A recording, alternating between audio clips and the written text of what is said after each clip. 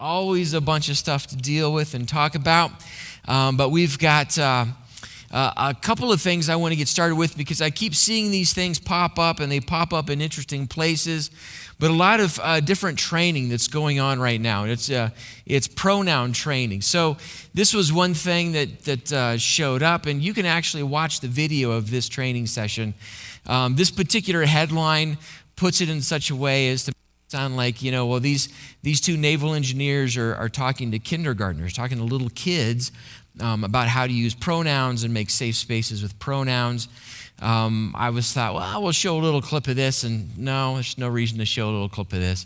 It really is like being talked to as if you are 4 or 5 or 6 years old, which is a really interesting thing. So pronoun training inside of the Naval Academy. And then this one as well, if you kind of follow some of these things, the Boy Scouts. So one of their brand new handbooks for the Order of the Arrow, which is where you enter Boy Scouts. So for their youngest kids, this handbook is about pronoun training in safe spaces. Page 1 of the booklet, more and more girls are joining, more and more kids who do not identify one way or another are joining the Boy Scouts, and so we have to talk through pronouns and so forth. So there's more of that occurring. What you discover very quickly with the pronoun training, and the more you see that, either in training you go through in your business or your work, or you just see it in headlines, you recognize very quickly that pronoun training is not about pronouns, it's about infinitely flexible sexuality. That's what it's about. But instead of necessarily talking about that or leading with that topic, if we lead with pronouns, it feels a lot more neutral. Like we're just kind of talking about everybody in general, but very quickly you realize that's what's actually being trained, that's what's actually being dealt with. So I was thinking about this being given and trained to students. Yes, it's the Naval Academy, but it's 18, 19, 20 years old, 20-year-olds. But then you've also got, kindergartners and first graders and so forth inside of the Boy Scouts. And, we've seen a lot of these headlines over the last few weeks, especially during Pride Month. The drag queen story hour is a great big deal, both in public schools and in libraries. And every now and then you catch the headline that a church is hosting a drag queen story hour for kids and so forth.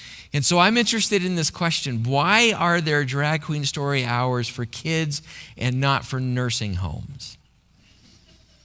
Now, there may be some kind of we know where we'll be accepted and where we won't be accepted kind of thing, but I also think that this worldview that's swirling in our culture right now is not even necessarily directly about pronouns or directly about drag queen story hour, but it is primarily about molding and shaping young people. And we've worked through this multiple ways on these Tuesday night sessions, reshaping the hearts and minds of kids, even in some of the more blatant and extreme versions of this, actually separating kids from their parents' faith and from their parents' worldview. And so as Christians, as we reflect on this, we have to make sure that we're grounded in how we understand the value of family and the Christian education of our kids inside of families and inside of faithful churches and so forth. So I'm thinking through all of this, and then another guy who's made his way to the surface again lately. We've watched a clip or two of him. This is our favorite assistant to the Bond villain guy. Yuval Noah Harari is his name. And if you kind of want to go down the rabbit hole of interesting dudes, spend a little bit of time with some of the stuff that some of the interviews that he gives and some of the stuff that he writes. One of his most recent books is called 21 Lessons for the 21st Century. And he's not just kind of one of those crazy wackos you find and you sort of pull him in to make an example. He has the ears and the eyes of a lot of really interesting people. If you look up his books, he's written several New York Times bestsellers. They're just lauded like crazy. So people read these books. They love these books. He comes from a clearly secularist point of view. and he writes a lot about how the world is changing so fast and technology is changing so fast. He actually says in this particular speech that this picture comes from, but he says it in other interviews as well. He says things like, we are likely the last generation of Homo sapiens on earth because technology is going to hack human beings. We're going to be able to change the way the human brain works, and it's not going to just happen. We're going to do it on purpose. So this is this guy, and he's got some really interesting views. And as I've been sort of working through this book, the 21 Lessons for the 21st Century, a couple of things on this with this particular topic for us tonight. One of his chapters, chapter 8, is just on religion in this book. The subtitle of this chapter tells you just about everything you need to know about this particular chapter of this book. God now serves the nation. So he works from this secularist, atheistic principle that is actually very common inside of atheist circles. That's religion is this thing that pre-modern people believed in order to make it rain when they needed things to be harvested. So it worked really well in medieval times because priests could kind of control people through religion. But now we've got science and technology. We don't need priests, but unfortunately a lot of people still believe in all kinds of religions around the world. So how do we use that for our purposes? Well, we reverse the authority structure inside of human social structures. We change the authority structure. So now God is someone who serves the state as opposed to the state, something that is supposed to respond to God or is responsible to God or will be judged by God for the state's justice or injustice. We reverse all of that. So his views of God are clear and his views of religion are clear. This is the worldview that he's coming from. So then when he moves on to education, I thought this was nice and provocative. Children in churches, the reason I use that headline, we've talked about this a few times.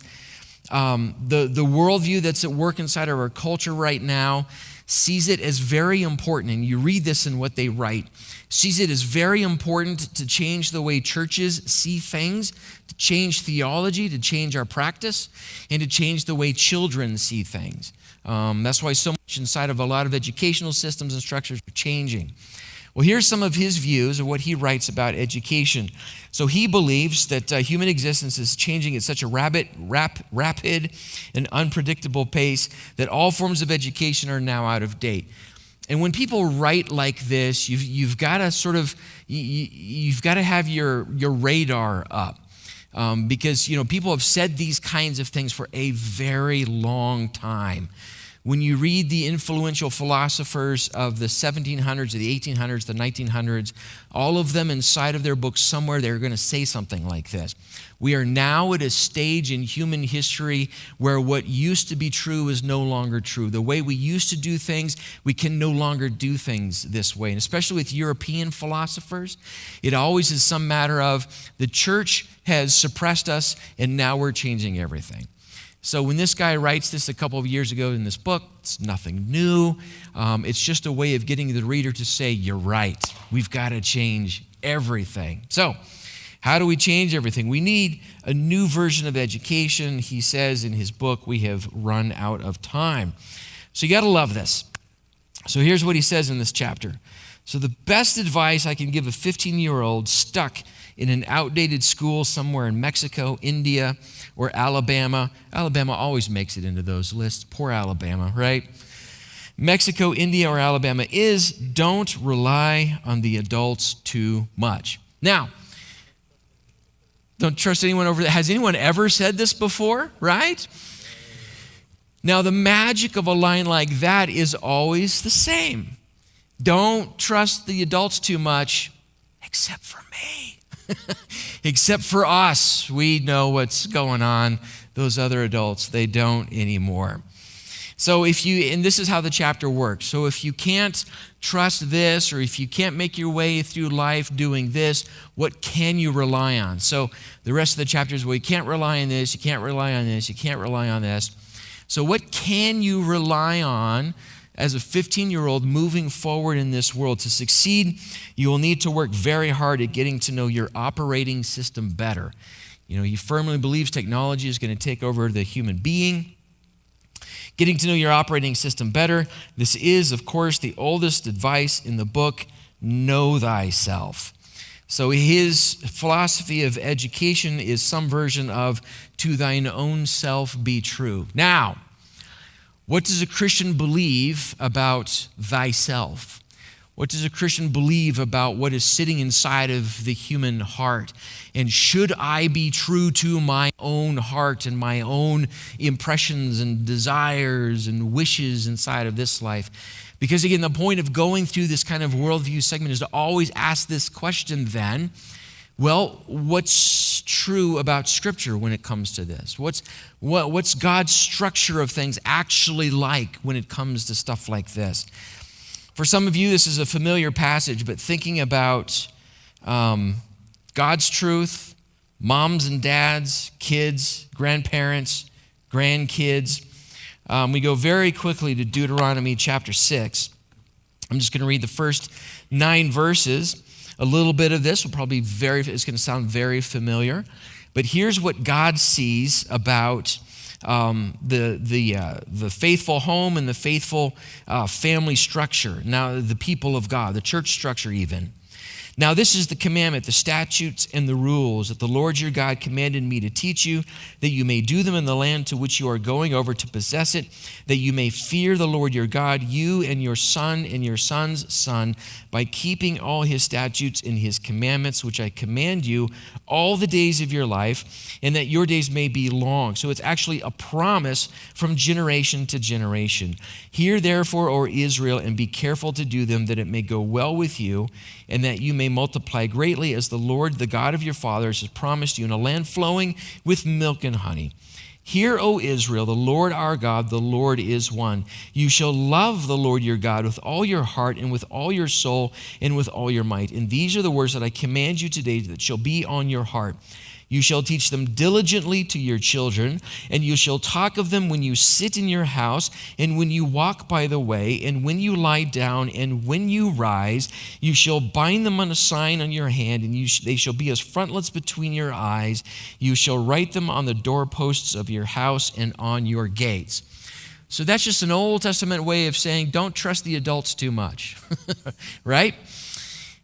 God's intention with his laws, with his rules, with his principle, with the reality that God has created for us to live in and flourish in appropriately. He says, I need you talking about it all the time. I need you talking about it between the generations all the time. When you wake up, it's on your lips. When you go to sleep, it's on your lips. When you gather together, it's on your lips, right? So we're trusting to pass these things down inside of God's structure. So anytime you've got these worldviews that are trying to break these generational connections, we know immediately that we're dealing with something that is contrary to the Word of God, trying to reconnect these generational connections.